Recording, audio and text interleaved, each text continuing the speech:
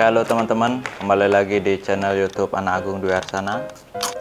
Halo teman-teman, kembali lagi di channel YouTube Anak Agung Dwi Arsana. Saya mau bikin video tentang perbaikan peralatan elektronik lagi.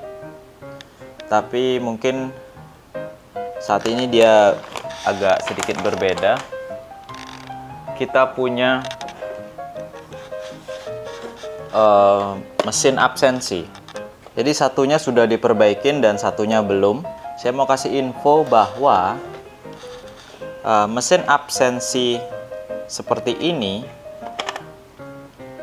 dalamannya, kalian bisa lihat. Mesin absensi seperti ini sering kali rusak di bagian regulator. Kerusakan di bagian regulator ini menyebabkan mesin absensinya itu mati total walaupun adaptor yang kalian gunakan ada tegangannya. Kita akan lihat blok-blok dari mesin absensinya. Akan cek.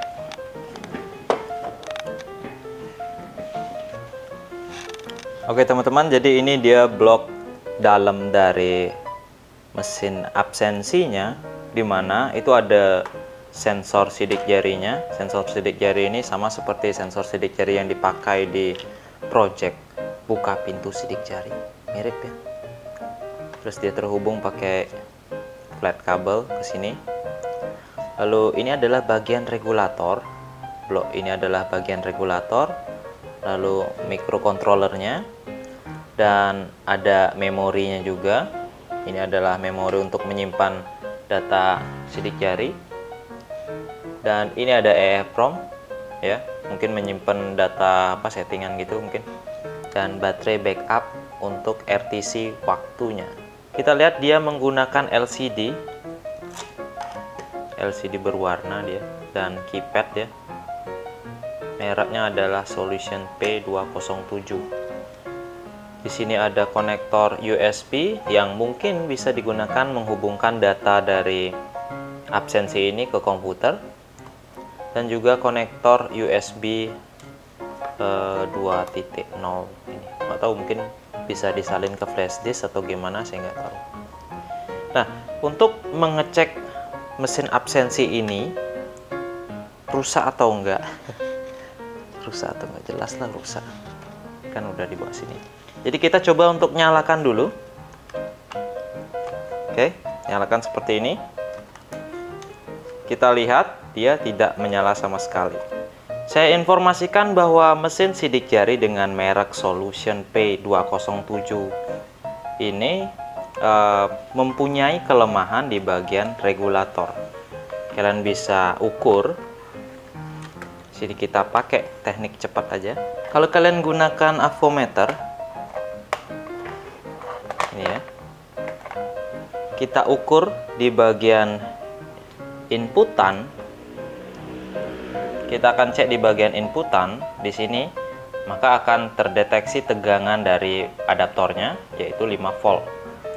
Lalu kita lanjut ke bagian dioda, dia akan drop ya 4,1 volt. Lalu kita lihat di sini ada 3 titik hitam. Ini adalah tipe regulator 3,3 volt yang memang sering dipakai untuk komponen yang kecil-kecil. Seperti halnya ini Bluetooth.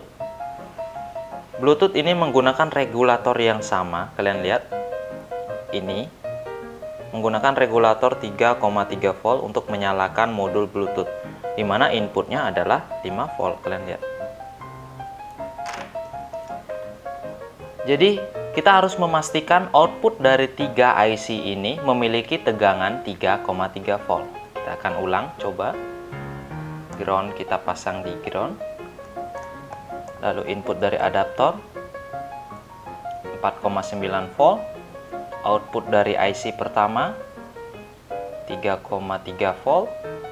Output dari IC kedua 3,227, ya anggap aja 3,3 volt. IC terakhir itu 0,49 volt, yang dimana saya bisa bilang IC ini mungkin bermasalah atau beban setelah IC ini itu ada yang short. Cara mengujinya gampang, kalian cabut dulu powernya, lalu avometer kalian ubah menjadi mode dioda seperti ini, lalu kalian bisa tes terhadap ground ke output dari IC yang bermasalah tadi. Jika tidak mendekati 0 nilainya, itu artinya tidak ada masalah di beban setelah IC ini. Saya bisa simpulkan bahwa IC ini rusak. Maka kita bisa mengganti IC yang rusak itu dengan IC yang fungsinya serupa, walaupun bentuknya tidak sama.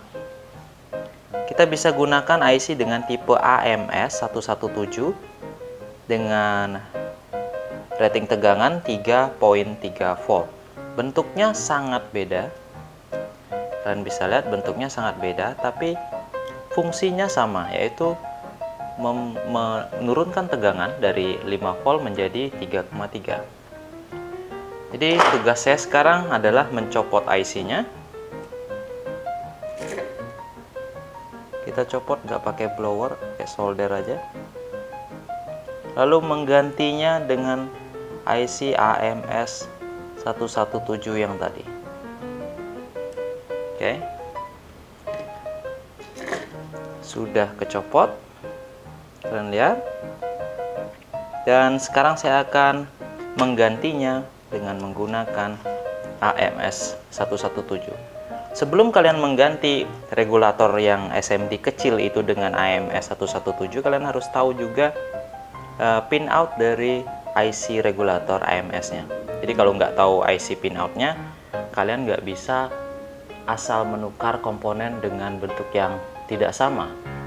Seperti video sebelumnya, memperbaiki monitor dengan komponen yang tidak sama itu masih bisa dilakukan, atau memperbaiki sound system JBL dengan komponen yang tidak sama itu juga masih bisa dilakukan.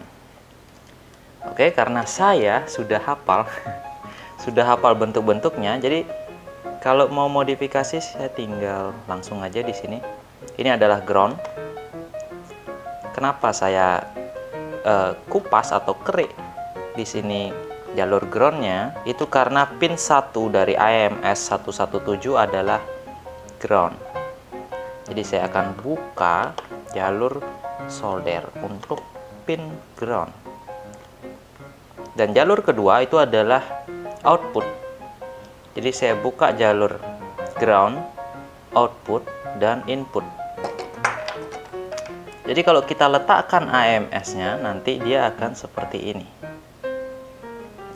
Jadi posisinya seperti ini.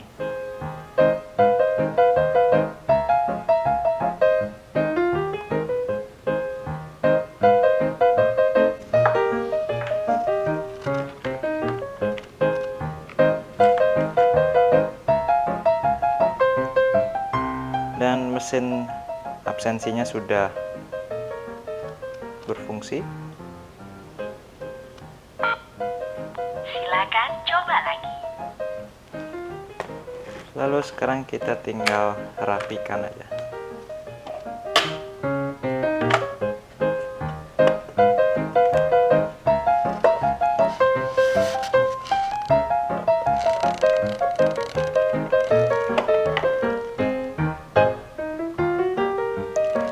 Nah, sekian dulu video hari ini untuk memperbaiki mesin absensi. Itu adalah trik bagaimana kita mengakali yang komponen yang nggak ada, kita bisa ganti dengan komponen lainnya dengan fungsi yang sama. Oke, sampai jumpa di video selanjutnya. Jangan lupa untuk subscribe channel YouTube ini dan share ke teman kalian kalau video ini berguna untuk kalian atau teman kalian yang membutuhkan. Sampai jumpa.